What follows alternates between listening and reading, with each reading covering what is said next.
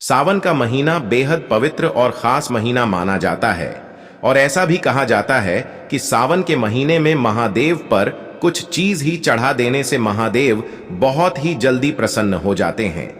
पर आप लोगों को इन बातों को जरूर ही याद रखना चाहिए कि महादेव पर आपको कौन सी चीज ही चढ़ाना चाहिए और कौन सी चीज महादेव पर आपको भूल कर भी नहीं चढ़ाने चाहिए। अगर आप महादेव पर ऐसी चीज चढ़ा देते हैं जो कि महादेव पर नहीं चढ़ती है तो यह बहुत ही अशुभ माना जाता है।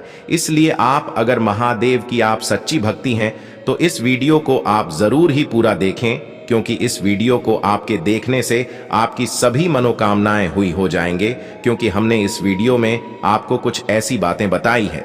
साथ में हमने आपको बताया है कि सावन में आपको कौन सी चीज हैं जो आपको भूल कर भी नहीं चढ़ाने चाहिए।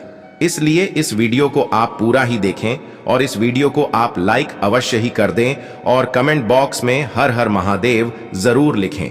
इससे महादेव आपसे बहुत ही जल्दी प्रसन्न हो जाएंगे।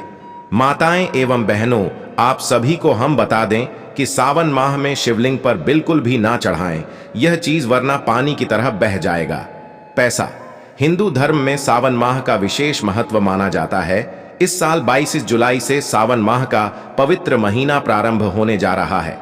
वैदिक पंचांग के अनुसार सावन महीने की शुरुआत सोमवार 22 जुलाई से होगी और इसका समापन भी 19 अगस्त सोमवार को होगा। इस बार सावन माह में 5 सोमवार पड़ रहे हैं। साथ ही सावन की शुरुआत और समापन दोनों ही सोमवार के दिन होने से बहुत ही दुर्लभ संयोग बना हुआ है। साथ ही इस बार सावन माह में प्रीति योग, आयुष्मान योग और नवम पंचम योग, साथ ही सर्वर सिद्ध योग का भी निर्माण हो रहा है, जिससे इस दिन का महत्व और भी ज्यादा बढ़ गया है। हिंदू धर्म में सावन के महीने का विशेष महत्व होता है।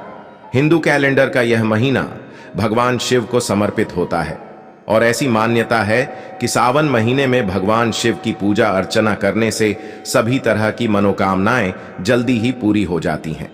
सावन माह में शिवलिंग के जलाभिषेक करने का विशेष महत्व होता है। इसके अलावा सावन माह में भगवान शिव की पूजा आराधना के लिए शास्त्रों के नियमों का विशेष पालन करना होता है। शास्त्रों के अनुसार सावन के महीने में शिवलिंग पर तरह तरह की चीज अर्पित की जाती है ताकि भगवान भोलेनाथ जल्द ही प्रसन्न हो जाए। वही शास्त्रों में कुछ ऐसी चीजों का भी वर्णन किया गया है जिन्हें सावन माह में शिवलिंग पर भूलकर भी अर्पित नहीं करनी चाहिए। ऐसे में इन चीजों का उपयोग भगवान शिव की पूजा, आराधना और तपस्या में बिल्कुल भी प्रयोग नहीं करना चाहिए। इस वीडियो में मैं आपको बताऊंगा कि हिंदू धर्म में सावन माह का महत्व क्या है और सावन माह में शिवलिंग पर कौन सी चीज बिल्कुल भी अर्पित नहीं करनी चाहिए। लेकिन उससे पहले अगर आप भी चाहते हैं कि भगवान शिव जी का आशीर्वाद आप सभी पर बना रहे तो इस वीडियो को एक लाइक करें और महायोग टीवी चैनल को सब्सक्राइब कर लें और कमेंट बॉक्स में सच्चे दिल से हर हर महादेव जरूर लिखें। चलिए सबसे पहले जानते हैं कि हिंदू धर्म में सावन माह का महत्व क्या है। सावन माह का हिंदू धर्म में विशेष महत्व माना जाता है। सावन महीने में ही भगवान शिव के निमित्त काम बढ़ भी लाई जाती है, जिसे सावन महीने की शिवरात्रि के दिन उचित विधि विधान से भगवान शिव जी के मंदिर में अर्पित किया जाता है। वैसे तो साल भर भगवान शिव की भक्ति की जाती है, लेकिन सावन मास में भगवान शिव की पूजा अर्चना करने से मनचाही इच्छा जल्द ही पूरी होती है। साथ ही सावन माह में नित्य रूप से शिवलिंग पर जल अर्पित करना चाहिए। शिवलिंग पर जल चढ़ाने से विशेष फलों की प्राप्ति होती है। सावन महीने के सोमवार के दिन जो व्यक्ति विशेष रूप से भगवान शिव की पूजा अर्चना करता है और व्रत करता है, उसकी सभी इच्छाएं पूरी होती हैं। वहीं जिन कन्याओं को अच्छे पर की चाहत है या जो महिलाएं अपने पति के साथ अपने रिश्ते को मजबूत बनाए रखना चाहती हैं, उन्हें सावन माह में व्रत जरूर करना चाहिए। साथ ही पुरुष भी इस व्रत को कर सकते हैं। लिए आप जानते हैं कि सावन में शिवलिंग पर कौन सी चीज भूल कर भी अर्पित नहीं करनी चाहिए। नंबर 1, खंडित बेलपत्र। शिव जी को बेलपत्र अत्यंत प्रिय है। जो भी भक्त शिवलिंग पर बेलपत्र अर्पित करता है, भगवान भोलेनाथ उस सभी मनोकामनाएं पूरी करते हैं। लेकिन बेलपत्र को अर्पित करते समय ध्यान रखें कि कभी भी शिवलिंग पर काटते अथवा खंडित बेलपत्र न चढ़ाएं। ऐसा करने से भगवान शंकर आपसे नाराज हो सकते हैं। इसीलिए शिवलिंग पर बिना कटा फटा अखंड 3 पत्तों वाला बेलपत्र अर्पित करें। ऐसा करने से आपकी जो भी मनोकामना है वह जल्द ही पूरी होगी। नंबर 2, लाल वस्त्र। लाल वस्त्र का संबंध देवी और हनुमान जी से माना जाता है। वैसे भी शंकर भगवान की पूजा में लाल रंग के फूल और सिंदूर भी नहीं चढ़ाया जाता है। भगवान भोलेनाथ को सफेद रंग प्रिय होता है, इसलिए ध्यान रखें कि भगवान शिव जी की पूजा में कभी भी लाल रंग के वस्त्र का प्रयोग नहीं करना चाहिए, नहीं तो आपको अशुभ परिणाम का सामना करना पड़ सकता है। Number 3, code. शिवलिंग पर दूध चढ़ाने की परंपरा सदियों से चली आ रही है। ऐसा माना जाता है कि जब भगवान शिव ने हलाहल किया था तब उसे विश्व की गर्मी को डोर शांत करने के लिए देवताओं ने शिव जी को दूध पिलाया था और दूध से ही स्नान कराया था।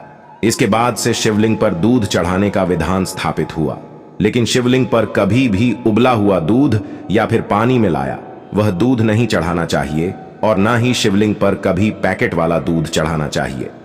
नंबर 4, तुलसी दाल। हिंदू धर्म में तुलसी के पौधे को बहुत ही पवित्र माना गया है और पूजा अनुष्ठान में तुलसी के पत्तों को चढ़ाने की परंपरा है। भगवान विष्णु, भगवान कृष्ण और हनुमान जी की उपासना बिना तुलसी दल के पूर्ण नहीं मानी जाती है, लेकिन भगवान शिव की पूजा में तुलसी दल का प्रयोग वर्जित माना गया है। पौराणिक मान्यता के अनुसार भगवान शिव ने तुलसी के पति असुर जालंधर का वध किया था, इसलिए उन्होंने स्वयं भगवान शिव को अपने अलौकिक और दैविक गुणा वाले पत्तों से वंचित कर दिया। इसलिए भगवान शिव को तुलसी दल अर्पित नहीं किया जाता है। नंबर 5, केतकी का फूल। शिवलिंग पर केतकी के फूल को चढ़ाना वर्जित माना गया है। शिव पुराण की कथा के अनुसार केक की फूल ने ब्रह्मा जी के झूठ में साथ दिया था, जिससे रुष्ट होकर भगवान भोलेनाथ ने केतकी के फूल को श्राप दिया और कहा कि शिवलिंग पर कभी केतकी के फूल को अर्पित नहीं किया जाएगा। इसी श्राप के बाद से शिव को केतकी के फूल अर्पित किया जाना अशुभ माना जाता है। नंबर 6, हल्दी। शिव जी को कभी भी हल्दी नहीं चढ़ाने चाहिए, क्योंकि हल्दी को स्त्री से संबंधित माना गया है और शिवलिंग पुरुषत्व का प्रतीक है। ऐसे में शिव जी की पूजा में हल्दी का उपयोग करने से पूजा का फल नहीं मिलता है। इसी वजह से शिवलिंग पर हल्दी नहीं चढ़ाई जाती है। यह भी मानता है कि हल्दी की तासीर गर्म होने के कारण इस शिवलिंग पर चढ़ना वर्जित माना जाता है, इसलिए शिवलिंग पर ठंडी वस्तुएं जैसे बेलपत्र, भांग, गंगाजल, चंदन, कच्चा दूध चढ़ाया जाता है। नंबर 7, नारियल। भगवान शिव को नारियल चढ़ाया तो जाता है, लेकिन कभी भी नारियल के पानी से भगवान शिव का अभिषेक नहीं किया जाता है। कहा जाता है कि ऐसा करने से भगवान शिव नाराज हो जाते हैं और इसके साथ ही धन की हानि भी होती है। नंबर 8, शंकर से जल का अभिषेक। भगवान शिव की पूजा में कभी भी शंकर का प्रयोग नहीं किया जाता है। मान्यता है कि दैत्य शंकर जोड़ के अत्याचारों से देवता परेशान थे। भगवान शंकर ने दैत्य शंखचूड़ का वध किया था, जिसके बाद उसका शरीर भस्म हो गया। उसे भस्म से शंकर की उत्पत्ति हुई थी। शिवजी ने शंखचूड़ का वध किया था, इसलिए कभी भी शंकर से शिवजी को अर्पित नहीं किया जाता है। नंबर 9, कुमकुम या सिंदूर सुहागन। स्त्रियां अपने पति की लंबी आयु और स्वस्थ जीवन की कामना हेतु अपने मांग में सिंदूर लगाती हैं और भगवान को भी अर्पित करती हैं। लेकिन शिवा तो विनाशक है। यही वजह है कि सिंदूर से भगवान शिव की सेवा करना अशुभ माना जाता है। नंबर 10, तिल। कई लोग जल या दूध अर्पित करते वक्त उसने काले तिल मिलाकर अर्पित करते हैं। दिल को भगवान विष्णु के महल से उत्पन्न हुआ माना जाता है और इसे शनिदेव एवं पितरों को ही अर्पित किया जाता है, इसलिए काले तिल को भगवान शिव को अर्पित नहीं किया जाता है। नंबर 11, टूटे हुए चावल। शिव पुराण के अनुसार भगवान शिव पर अखंड और भूले हुए साफ चावल चढ़ाने से उपासक को लक्ष्मी की प्राप्ति होती है। साथ ही टूटा हुआ चावल अपूर्ण और अशुद्ध माना गया है, इसलिए यह शिव जी को नहीं चढ़ता है। शिव जी के ऊपर भक्ति भाव से एक वस्त्र चढ़कर उसके ऊपर चावल रखकर समर्पित करना और भी उत्तम माना गया है। अगर वीडियो अच्छी लगी तो वीडियो को लाइक और शेयर करें। माताएं बहनों, कमेंट बॉक्स में हर हर महादेव जरूर ही लिख दें।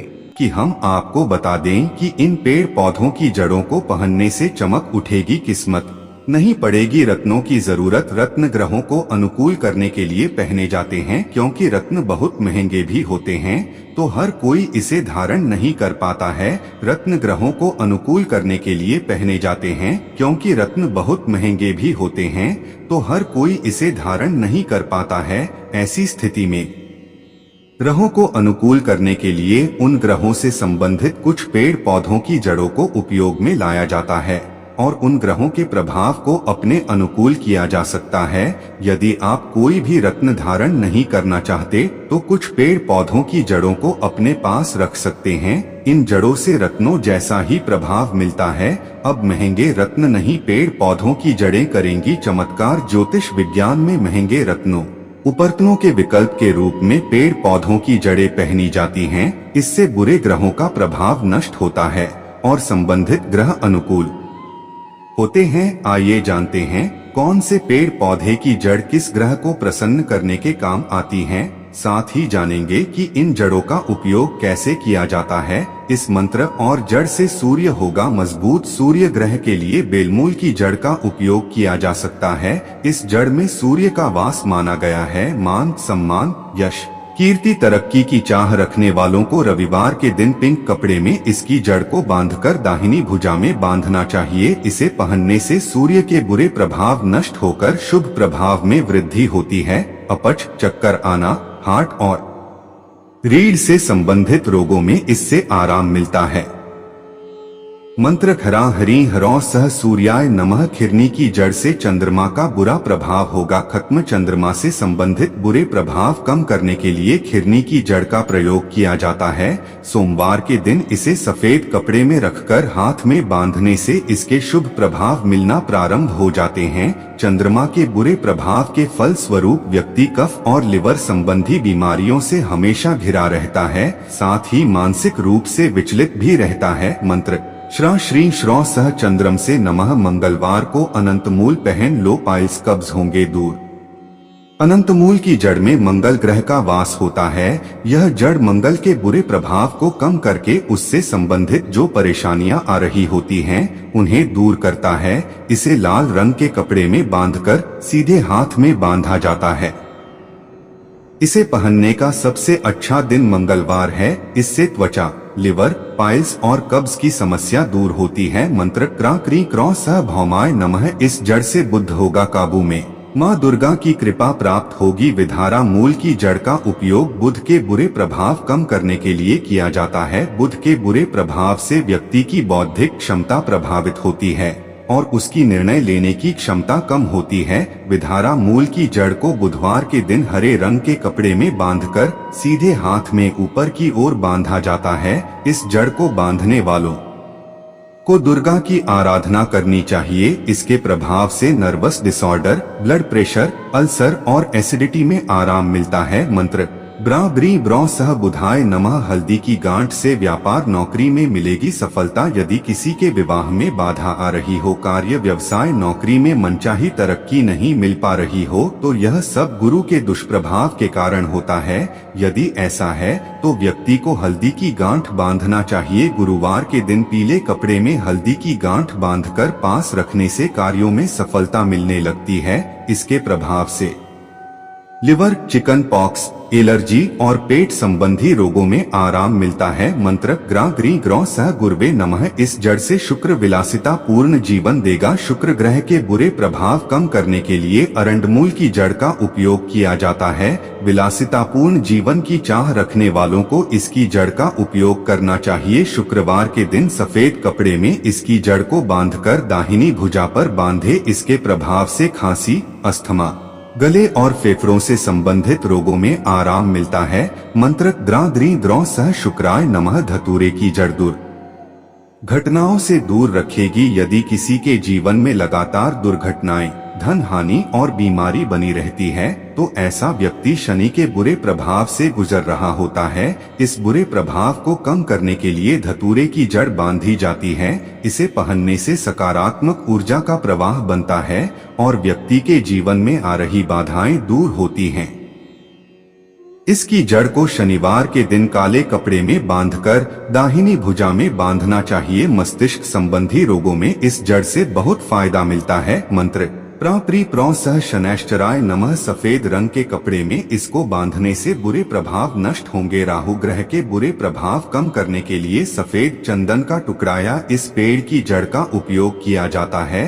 शनिवार या सोमवार को सफेद या भूरे रंग के कपड़े में इसे बांधकर पास रखा जाता है। महिलाओं को गर्भाशय से संबंधित रोग, त्वचा की समस्या, गैस प्रॉब्लम, दस्त, बुखार में इस जड़ का चमत्कारी प्रभाव देखा गया है। बार बार दुर्घटनाएं होती हैं तो भी इस जड़ का प्रयोग करना चाहिए। मंत्र भ्रा भ्री भ्रौ सह राहवे नमः। मानसिक परेशानियां होंगी अब दूर। अश्वगंधा की जड़ का प्रतिनिधि ग्रह केतु है। केतु के शुभ प्रभाव में वृद्धि करने और बुरे प्रभाव कम करने में अश्वगंधा चमत्कार की तरह काम करता है। इसकी जड़ को नीले रंग के कपड़े में बांधकर शनिवार को सीधे हाथ में बांध जाता है। इसके प्रभाव से स्मॉल पॉक्स, यूरिन इन्फेक्शन, त्वचा संबंधी रोगों में आराम मिलता है। जीवन में चल रही मानसिक परेशानियां भी इससे कम होती हैं। मंत्र स्त्र स्त्री स्त्रो सह केतवे नमः। में तो कुछ ऐसे पेड़ पौधे हैं जो आप सावन के महीने में अपने घर पर जरूर ही लगनी चाहिए। यह बेहद शुभ और खास माने जाते हैं। अगर इन्हें आप सावन के महीने में अपने घर लगा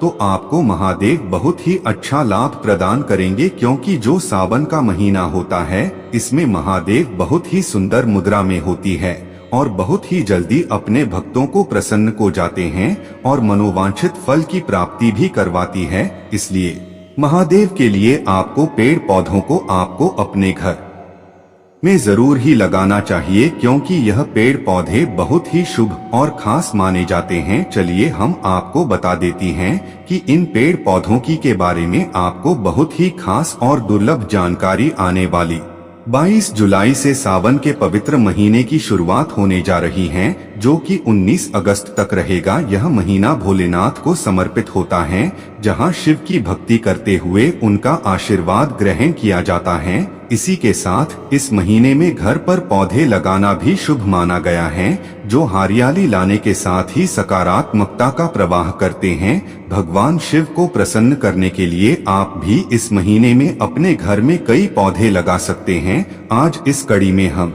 आपको कुछ ऐसे पौधों की जानकारी देने जा रहे हैं जिन्हें सावन के महीने में घर पर जरूर लगाने चाहिए।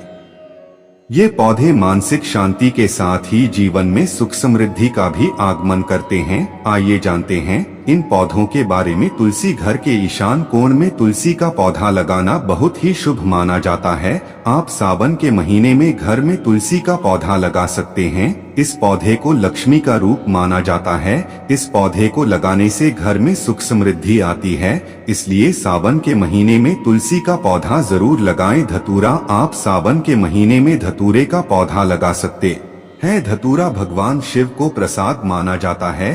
शास्त्रों के अनुसार इस पौधे में स्वयं शिव जी का वास होता है। आप मंगलवार और रविवार को धतूरे का पौधा लगा सकते हैं। सावन के महीने में इस पौधे को घर में लगाना बहुत ही शुभ माना जाता है। इस पौधे को घर में लगाने से धन और संपत्ति में वृद्धि होने लगती है। पारिजात। वास्तु शास्त्र के अनुसार पारिजात को बेहद शुभ माना गया है। जिस घर में पारिजात के फूल होते हैं वहां हमेशा शांति और समृद्धि का निवास होता है। ये चमकारी फूल सिर्फ रात में ही खिलते हैं और सुबह अपने आप पेड़ से टूटकर गिर जाते हैं। यह वृक्ष जिस भी घरांगन में होता है वहां हमेशा शांति समृद्धि बनी रहती है। इसके फूल तनाव हटाकर खुशियां ही खुशियां भरने की क्षमता रखते हैं। केला। घर में केले का पेड़ लगाना बहुत ही भाग्यशाली माना जाता है।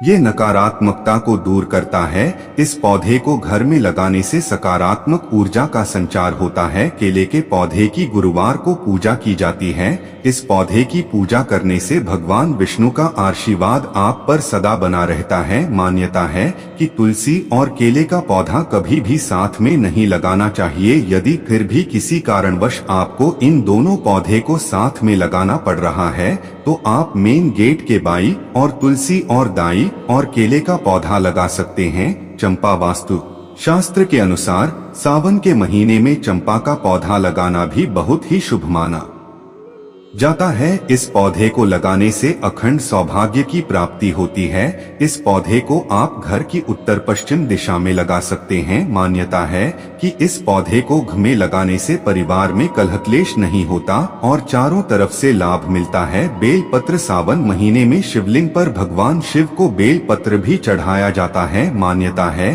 कि भगवान शिव को बेल पत्र बहुत ही प्रिय होता है। वास्तु शास्त्र के अनुसार आप इस महीने में बेल पत्र का पौधा घर में लगा सकते हैं। इससे आपके घर के वास्तु दोष भी खत्म होते हैं। ऐसा माना जाता है जिस घर में बेल पत्र का पौधा हो वहां कभी भी पैसों की समस्या नहीं आती। मां लक्ष्मी भी सदैव आपने कृपा बनाकर रखती हैं। कनेर की 3 तरह की प्रजातियां होती है। एक सफेद कनेर, दूसरी लाल कनेर और तीसरी पीले कनेर। कनेर के पौधे को देवी लक्ष्मी का प्रतीक माना जाता है। देवी लक्ष्मी को सफेद कनेर के फूल चढ़ाए जाते हैं। पीले रंग के फूल भगवान विष्णु को प्रिय होते हैं। शमी, सावन के मौसम में आप शमी का पौधा भी लगा सकते हैं। इसकी पूजा करने से आपको शनिदेव की कृपा भी प्राप्त होती है। साथ में सदैव आपके घर में सुख शांति बनी रहती है। मित्रों, अगर आज का वीडियो आपको अच्छा लगा तो कमेंट बॉक्स में हर हर महादेव जरूर ही लिख दीजिए और ज्यादा से ज्यादा इस वीडियो को आप शेयर जरूर ही करें, जिससे कि महादेव आपसे हमेशा प्रसन्न रहती है।